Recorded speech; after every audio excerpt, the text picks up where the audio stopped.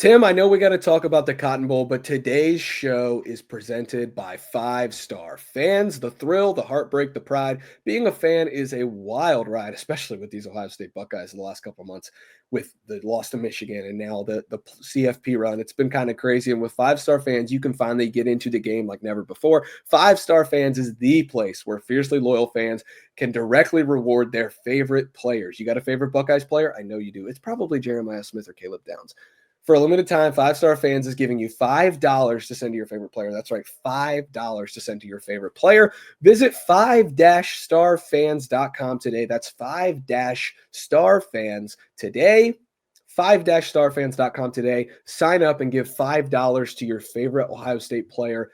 Show them you love them in preparation for the Cotton Bowl. They'll really appreciate it. 5-starfans.com today. Now, on to the show with me, Spencer Holbrook, and the 41-year vet, Tim May. Welcome back, ladies and gentlemen, to Lettermen Row.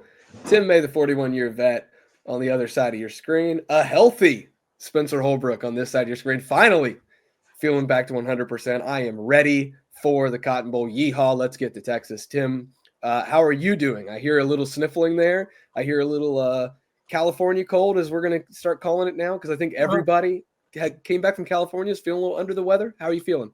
Well, for example, let me just give you an example. Me and my buddy Tom Blattler, when we teed off for our golf round at 12:45 last Friday or last Thursday in Vegas, up in the hills above Vegas, it was really sweet, man.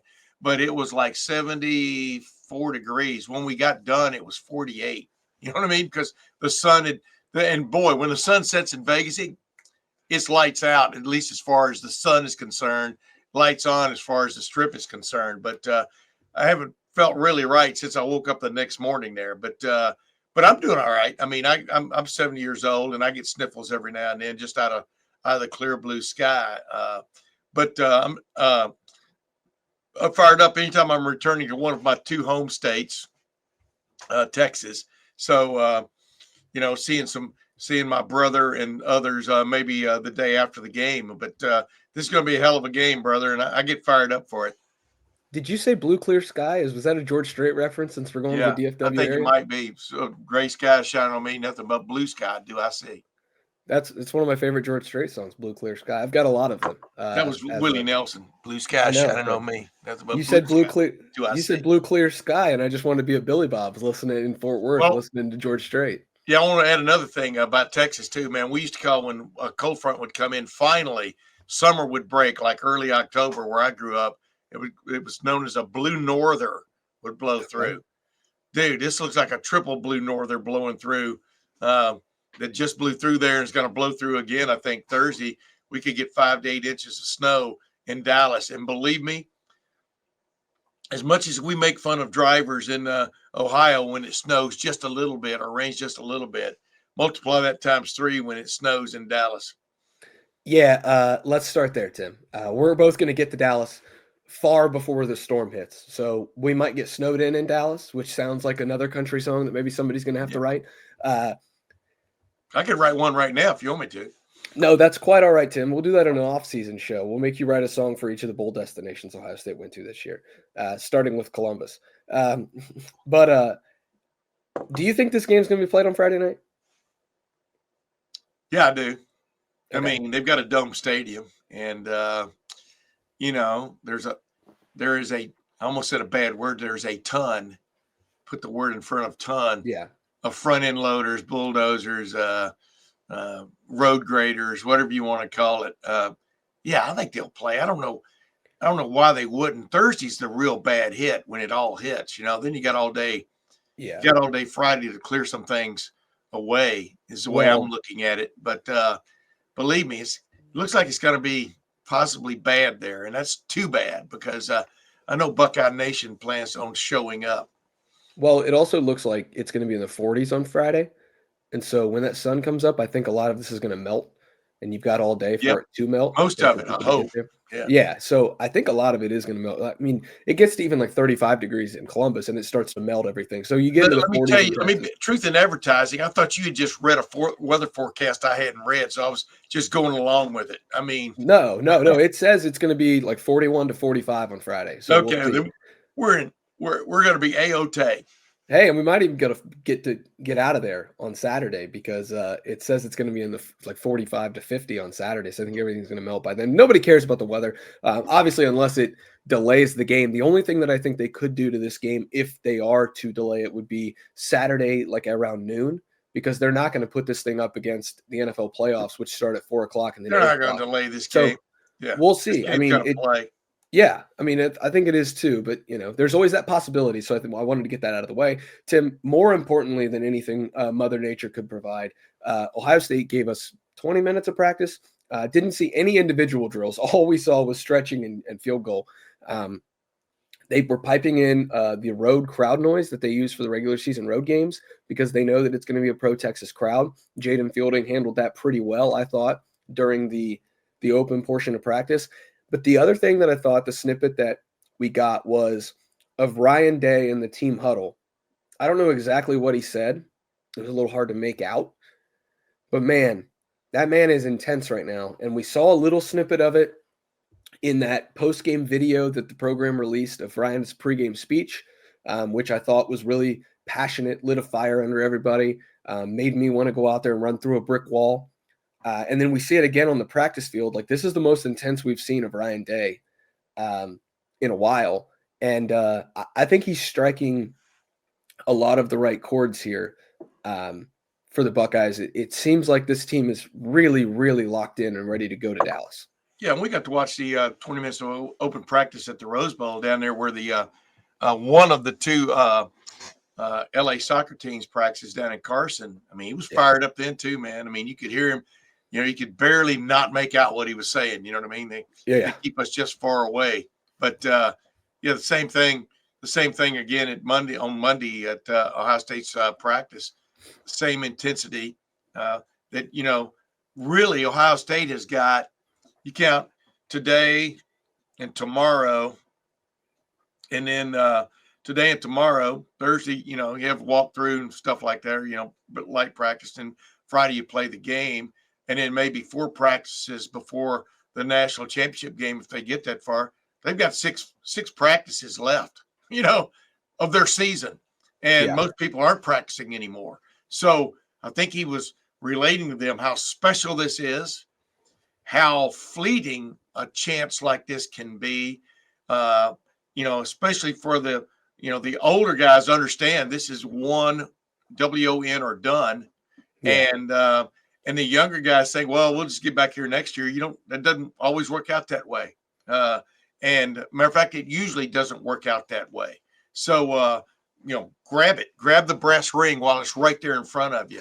It is his message. And that means hustle in practice, sap everything you can out of practice from a rep standpoint, because man, we have seen them execute the last 2 games on a grand scale offensively, with the exception of a couple of lulls in the games.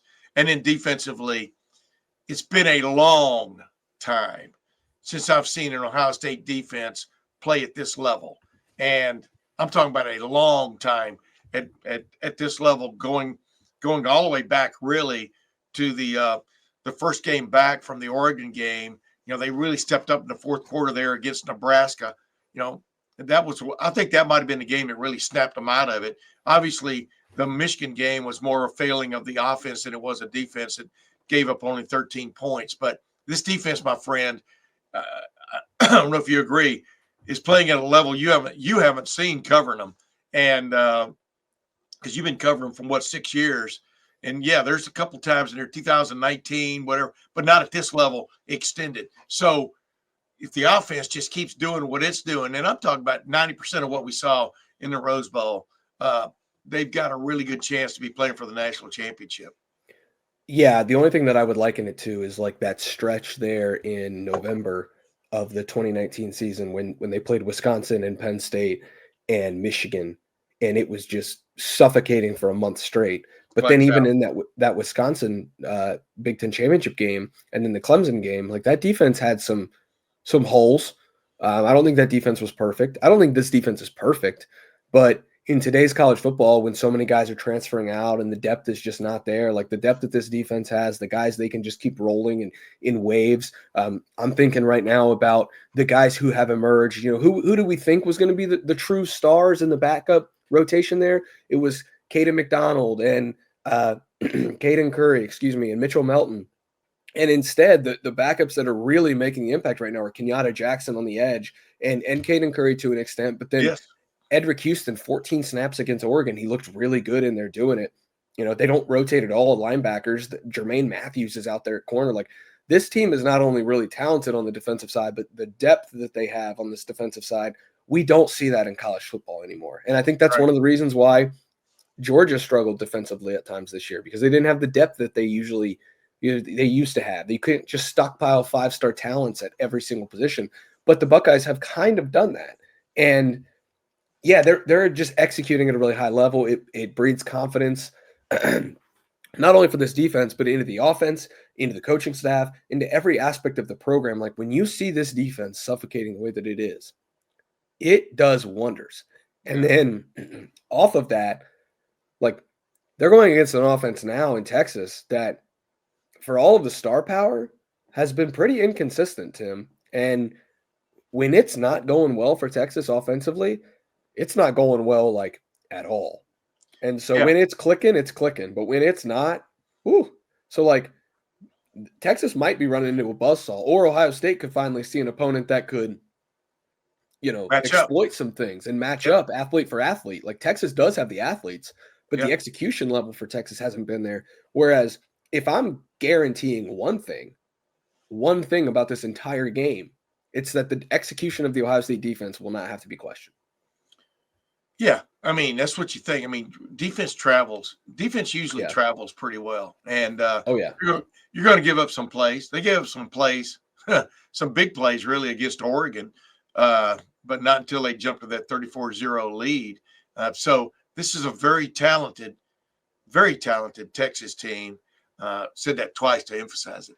Very talented Texas team that could come together in a heartbeat. I mean, you never know when things are going to click for you. But this is an Ohio State team, man. The confidence is playing with right now, and it really is two samples from the offensive side of things. But the confidence, both on the field and then coming from the press box, the play calling and everything else, the adjustments are being made, is on next level. It's next level. And I think that's what Ohio State has going for it in this. Texas is in search of that with Steve Sarkisian, the genius play caller, play designer, et cetera, turn you inside out. And Ohio State fans, for a great example, just go back and watch the latter part of the first half against Alabama in the 2020 national championship game. I mean, they had an advantage and they took advantage of it. So that advantage is not nearly. I mean, I'm talking myself into a hole here because I really think the better team as we speak, and I think the odds makers believe that, and most of the pundits and experts around there, and don't mistake the two, by the way, pundits and experts, do believe Ohio State is playing the best of the four teams left in this tournament, both on all three sides of the ball, meaning offense, defense, and special teams. And so really it's up to Ohio State to execute. I think that's the main point that Ryan Day was making before they broke the huddle in pre-practice yesterday was, and this is just paraphrasing because I couldn't hear a word he was saying, but I could hear the tone he was saying it with. If you guys play to your capability, if you execute, you don't go out there and slop around. If you execute, you have nothing. You have nothing that can stop you.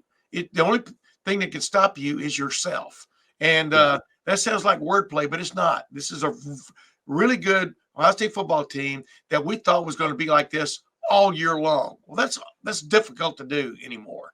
But they lost one game by 1 point and another game to their rival by 3 points when who knows what was going on, right? And I think that's what Ohio State's going into this game feeling. There's a Texas team that's still in search of that. And in my opinion, hasn't really been overwhelming all year. Yeah, I mean, find the game that Texas has been overwhelming in, but also we could say find the game that Ohio State against had been. credible opponents. Yeah. But, find the game that Ohio State was overwhelming the way that we thought it would be at the beginning of the season. Go back and listen to some of our shows from the preseason. We thought that they would overwhelm everybody. And the only games that I think that they were truly overwhelming was Western Michigan, Purdue, maybe Michigan State, although Michigan State moved the ball in the first half. Yep. Indiana, I would say they were overwhelming. That game was a dominant effort, even though the offense wasn't that good. The defense was so overwhelming. But pretty good defense they were going against that day, though, I'm telling you. Yeah, but by and large, this team didn't perform that way, and then they turned it on. There's no reason Texas can't do that. Playing in a very familiar venue against a team that everybody thinks is going to win. Texas is fully the underdog in this game. I haven't even really heard a lot of people say that it's too many points and, take Texas plus the points. People think Ohio State is going to win this game by a couple scores. Maybe us included. I don't know. We'll find out. Rat poison. Correct. And this is a Saban disciple in Steve Sarkisian who knows how to get his team up for a game like that. Yeah. In their home state, 3 hours. Is it 3 hours to Dallas from? Yeah, about 4. From 4 hours from Austin to Dallas. I've never made that drive. I've never been to Austin. 4 hours. Well, it depends how fast you're driving. Down there, it could be 90 miles an hour. On Friday, I think it would take you about 11 hours. Real quick, you remember when I turned to you in the press box about the early in the second quarter, and I went, man, this Rose Bowl between Ohio State and Oregon has turned into Ohio State versus Purdue, because that's what it felt like, didn't it? Yeah. I mean, it really did. It was again, it was just an overwhelming tsunami almost of Ohio State force, and it was like there was nothing you could do as Chris Fowler called it on the broadcast, a crimson avalanche, even though he was supposed to say scarlet there. I think that's the perfect way to describe ESPN right there is, they couldn't help themselves, but still say crimson. We all make mistakes. He referred to the first game on Thursday night when I think he was promoting something. He referred to it as Miami Notre Dame. So, he's still dreaming of the 80s. Yeah. But I mean, we all make mistakes. I know I make a lot of them. Real quickly before we get out of here, he's really good. I think he's been kind of a treat to listen to for the Tennessee game and the Oregon game. I know that there's a lot of talk about who Kirk Herbstreit is and isn't on these broadcasts, but man, I think Chris Fowler does a really good job. It's a treat that I think Ohio State fans get 3 and potentially 4 straight with him, because he does a great job. We don't get to listen to him enough because of the contracts and everything in the regular season. But man, you get him on a playoff game, I think it's pretty good. Yeah, I will say this. I don't care if I'm a minority. I don't care if I'm a voter of one. I like Kirk Herbstreit. I've always liked him. He's talked himself into some trouble to a certain extent over the last couple of months. I can understand them defending people down there who cover the SEC for the most part, defending the SEC and thinking Alabama should have been in. I understand where they're coming from. My baby brother is an Alabama fan to the core, but they were wrong. Finally, you got to admit you were wrong about the SEC this year, and about how, what's tough about the SEC is not just the crust, but it's the cake, it's the apple filling, you know what I mean, in the pie. No, not this year. Those were average teams, man, at best, that didn't ascend to the college football playoff. And I would include anybody with 3 losses or more. You're apple filling this year. You're not the crust, the upper crust. And it's just too bad the Big Ten had 4 upper crusts, right? And boy, did it make a killing at the bank this year, the college football playoff bank. And we'll talk about that some other time. But just take your lumps, get better, SEC, get better. You just think about it. You've got 4 teams in this thing, and the SEC team could still win it, as we well know. Texas can still win this thing, but otherwise you've got 2 teams in the Big Ten and one that should be in the Big Ten in it. So, that's just the North's. It was just the North's year this year. Folks, he sounds like he's back on Feinbaum. No, just and even Feinbaum's picking Ohio State. So look out, Ohio State. Yeah, well, they ain't played nobody yet, Paul. Hey, I like Paul, man. Paul has a niche. and makes a lot of money with that niche. Oh yeah, a shtick, and he makes a lot of money with that shtick. And I don't begrudge any man for doing that, because finally what we're talking about, ladies and gentlemen, is a game. We're talking about sports and getting you to be interested one way or the other. Why do you think they invented polls? So you could brag your team was better than their team. I mean, that's what college football has always been about at its core.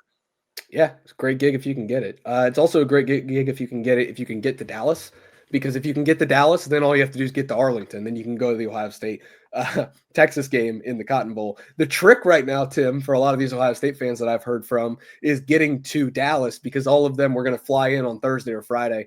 I don't know if that's going to happen. Luckily, we're going to be there on Wednesday when the team arrives. I've got a nonstop. So if my plane ever backs away from the gate, my next stop is Dallas. That's the way I look at it. Same. Lettermen Row will be boots on the ground in Dallas, then make our way over to the Media Hotel, which is where a lot of the things are going to happen. We'll be there every step of the way on Wednesday, Thursday, and Friday. If they extend our travel through Saturday, Sunday, even to Monday, we'll be there no matter what. Then hopefully, for all of you, we'll be in Atlanta for the national championship game on January 20th. We'll make our way down there. No matter what happens, though, even if they go to the offseason after Friday, I know you don't want to think about that, but it's a possibility. We'll be at lettermenrow.com breaking down the Buckeyes. We do it 365 days a year. That's Tim May, the 41-year vet, on the other side of your screen. That's just me, Spencer Holbrook, right here. Back in Columbus for now. Next stop, Dallas. We'll see you guys over there in the Lone Star State for Ohio State, Texas in the Cotton Bowl. Can't wait to get down there. Semifinal season is here. Buckeyes are still alive, still practicing the second week of January. It's a pretty big deal. Go to lettermenrow.com right now. $1 for your first 7 days. That gets you all of the Cotton Bowl coverage and then potentially into the national championship week coverage. Then you're going to want to stick around for the long haul, I promise. For now, just like the video below, subscribe to the YouTube channel, and we'll see you guys over at lettermenrow.com.